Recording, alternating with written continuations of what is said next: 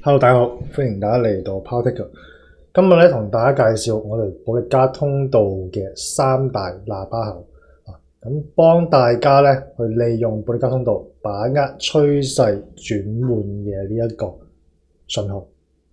咁首先咧，我哋睇一睇咩叫做喇叭口咧。咁所謂嘅保力加通道喇叭口咧，咁就係指啦呢一個股價運行嘅過程當中，保力加通道嘅上軌線同埋下軌線咧，分別由兩個相反嘅方向啦，咁同中軌線大幅咁擴張或者靠攏而形成嘅一個類似於喇叭口咁樣嘅一個特殊嘅形狀。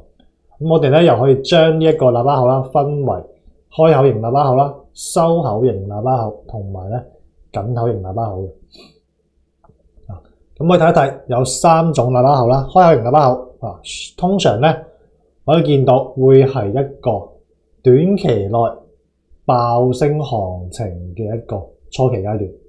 開口型喇叭。咁收口型喇叭咧，通常咧會見到咧係一個股價暴跌行情嘅初始階段。咁見到啦，我哋可以明顯咁見到有一個收口狀態嘅一個喇叭。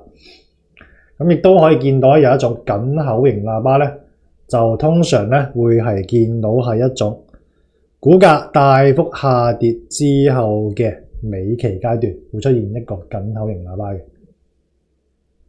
咁譬如話啦，呢一種情況啦，就係一個大幅下跌去到末期之後嘅一種緊口型喇叭啦。咁見到成個喇叭口咧不斷咁樣喺度做一個嘅收斂，收斂完之後咧出現一個喇叭口放大，形成一個開口型喇叭，出現一個嘅趨勢嘅轉換。咁見到咧係一個明顯嘅上升趨勢。